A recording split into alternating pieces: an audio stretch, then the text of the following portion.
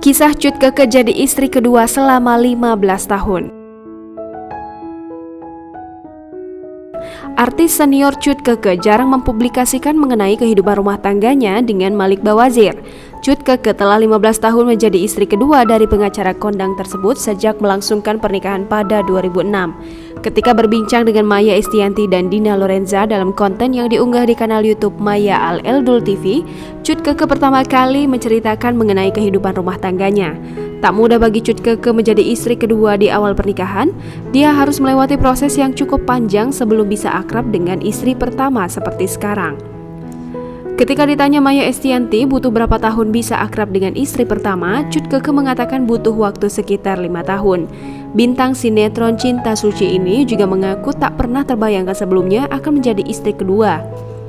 Oleh karena itu, dia mengaku pernah merasa bersalah di awal pernikahan karena berstatus sebagai istri kedua Malik Bawazir.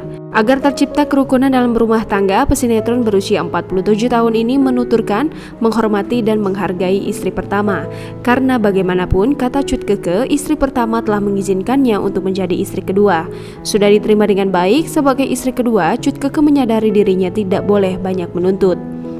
Cut Keke mengaku berhubungan baik dengan istri pertama Malik walaupun tidak tinggal satu atap. Mereka saling mendukung satu sama lain, baik Cut Keke dan istri pertama. Keduanya tak membedakan perlakuan kepada kedua anak mereka. Ketika Cut Keke sibuk bekerja dan tidak bisa meluangkan waktu untuk hadir saat keperluan sekolah putranya, istri pertama yang menggantikan. Cut Keke menuturkan putranya memanggil istri pertama sang suami dengan sebutan Mama Atin, sementara anak perempuan dari istri pertama memanggilnya Mama Keke.